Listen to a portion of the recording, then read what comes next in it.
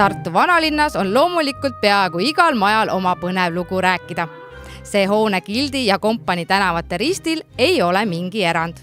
Aegade jooksul on olnud siin Kõrts, on olnud Miilitsa kriminaaljaoskond ja siis 2006 alustati siin jällegi elupindade renoveerimisega.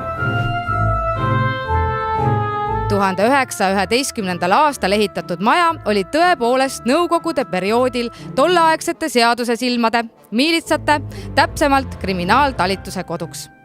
Legendaarne mundrikandja Lõuna-Eestis mitmetel juhtivatel kohtadel olnud ja tänaseks politseipensionil Tarmo Stokebi alustas oma karjääri just selles hoones. Mina tulin siia majja tööle 89. aastal, siis oli niimoodi, et siin majas olid kriminaaljälitus ja piirkonna inspektorid. Esimesel korrusel oli ekspertide ehk tänapäeva nimetusega kriminalistide kabinetid ja laboratooriumid, kus nad siis pilte tegid ja sõrmejälgi võrdlesid. Teisel korrusel selle rõduga osas oli ülema kabinet, kus siis meie tööpäev iga hommiku algas.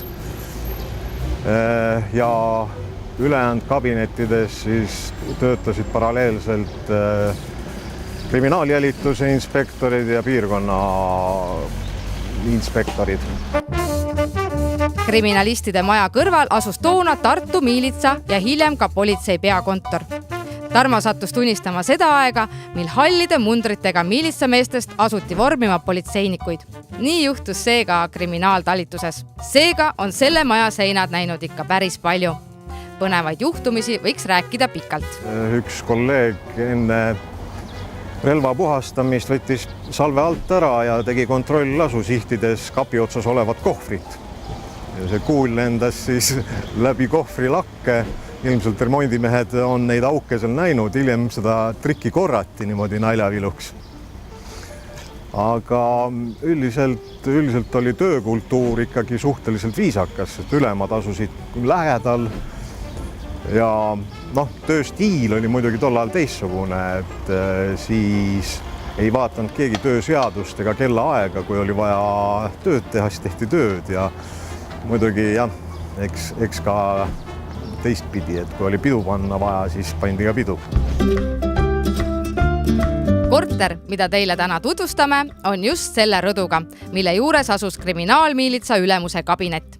Kaunis kodu loodi siiski läbi raske töö ja vaeva. Korteris alustati remonti 2006, 2007 lõpetati. Kui pererahvas esimest korda siia korterisse sisse astus, siis siin vahelagesid ei olnud. Seisid nad esimesel korrusel ja vaatasid üles tühjusesse 3. korrusele. Et nüüd on siis tehtud selliselt, et esimese korruse laekõrgus on 3,25, mis annab siia siis seda vana ja suursugusust ja avarust. Majas on kokku 9 korterit ja antud kodu asub ligi 100 ruutmeetril. Põnevaks teeb aga selle elamise huvitav asjaolu. Ei ole just palju kortereid, millel on oma isiklik trepikoda ja mis on ehitatud läbi 3 korruse. Kui esimesele korrusele jäävad sissepääs ja garderoob, siis keskmisel korrusel asub elutuba ja rõduga köök. 3. korrus on aga magamistubade ning vannitoa päralt. Elamise juurde kuulub ka parkimiskoht kinnises hoovis. Autot ei ole aga tänu asukohale ilmselt väga palju tarvis kasutadagi. On ta ju Raekoja platsist kiviviske kaugusel, kõrval on raamatukogu, muuseumid, kõik on siin samas. City24 portaalist võib leida korteri 249 000 euroga. Muide, see korter müüakse koos olemasoleva sisustuse, tehnika, valgustite ning aknakatetega.